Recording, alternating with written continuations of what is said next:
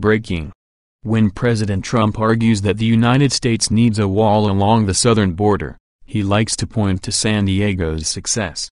There, double and triple barriers fortify the westernmost stretch of the nearly 2,000-mile U.S.-Mexico border as U.S. Border Patrol agents drive SUVs along frontage roads and hover overhead in helicopters. The militarized border touching the communities of Imperial Beach, San Isidro and Otay Mesa contributed to a 75% decline in crossings in the years immediately after fencing was installed in the 1990s. According to U.S. Customs and Border Protection data. The decline mirrors a border-wide decrease. Apprehensions of those suspected of illegally crossing the entire southwest border experienced an uptick in 2018 over 2017 to nearly 467,000 but remained at less than half their peak in the 1980s and 1990s, when the Border Patrol racked up 1 to 1.6 million apprehensions. President Donald Trump, who's in a protracted battle to secure congressional funding for his campaign, promised to build a wall along the entire length of the southern border, on Thursday pointed to San Diego's Mexican neighbor, Tijuana, as an example of what can happen with and without a barrier. Trump's proposed wall, based on one of 8 prototypes in San Diego, is yet to be authorized by Congress. If you go to Tijuana and you take down that wall, you will have so many people coming into our country that Nancy Pelosi will be begging for a wall, he said from the Oval Office. She will be begging for a wall. She will say, "Mr. President, please, please give us a wall." While it seems unlikely the House Speaker would ever beg for a wall, the president has a valid point about fencing's impact on the border region. Although San Diego's barrier may stem illegal crossings, its impact is more complicated than Trump's statement that walls work suggests. From the 1980s to the early 1990s, the Border Patrol's San Diego sector was overrun with people illegally crossing the border. Hundreds of migrants would gather on a Tijuana River levee known as El Bordo and, much like the climactic border crossing scene in 1987's Born in East L.A., rush the few Border Patrol agents brave enough to try to stop them. In the 1980s, about 40% of the Southwest's illegal border crossings took place at San Diego, said Victor Clark Alfaro of San Diego State University's Center for Latin American Studies. The peak year for border apprehensions in the San Diego sector was 1986, when 628,000 migrants were nabbed. Tijuana was like a fiesta, Clark Alfaro said. On a single day on a weekend at El Bordo you could find about 1,000 migrants ready to cross to the U.S. side. There was liquor, marijuana, human smugglers, street vendors. The defunct bureaucracy known as the U.S. Immigration and Naturalization Service, since replaced by 3 agencies under the Department of Homeland Security, built fencing along the border at San Diego in 1990, but it was no match for desperate Mexicans. The migrants created a huge wave of south-of-the-border crossings into the U.S. that was addressed by Republican Pete Wilson, a one-time San Diego mayor who won re-election as California governor in 1994 based on a Trump-like platform of deterring illegal immigration.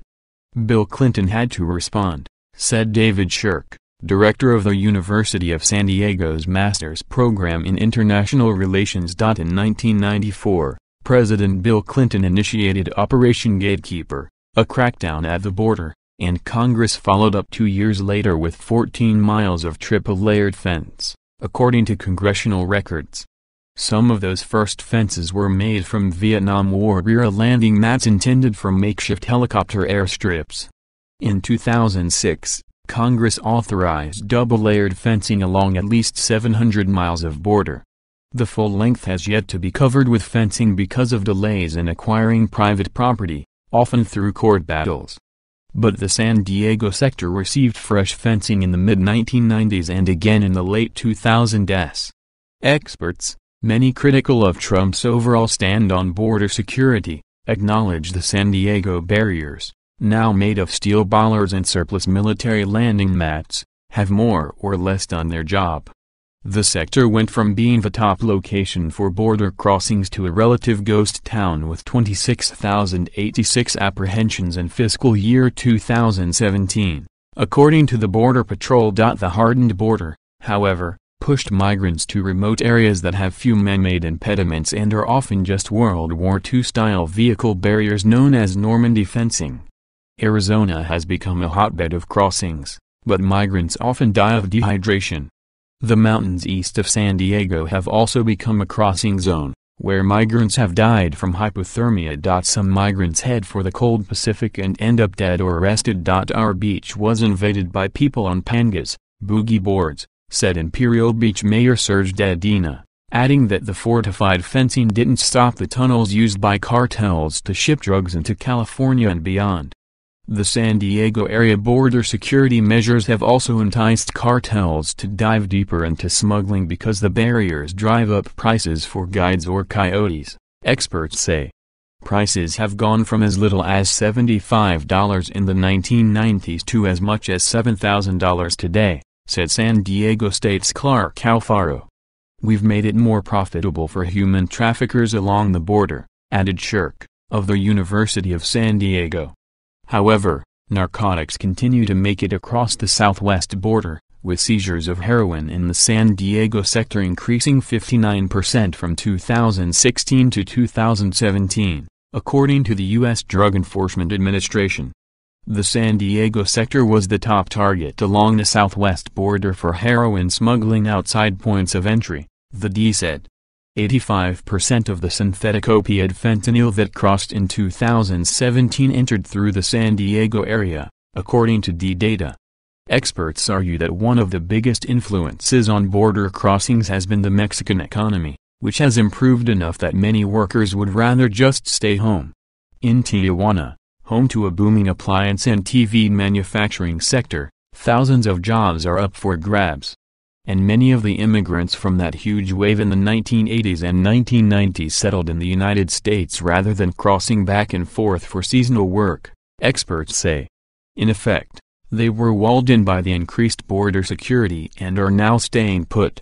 The boosted federal presence along the border also includes an exponential increase in the number of Border Patrol agents since 1990 to more than 20,000 today. At least 85% are stationed along the border, according to Shirk's research. Much of that increase in personnel came in the years following 9/11, when the Department of Homeland Security was created and crossing the border legitimately became much less casual, Shirk said. Passports are now required for travel in both directions.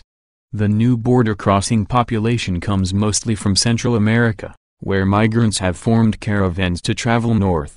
People fleeing murderous gangs, some, like MS-13, were born in the U.S. have mostly sought asylum in the United States legally, although the Border Patrol U.S. Customs and Border Protection says groups of Central Americans have recently tried to rush into the country illegally. The bottom line on San Diego's beefed-up border, some of which is slated for replacement, is a mixed bag effective at deterring crowds of migrants that will ultimately be undeterred.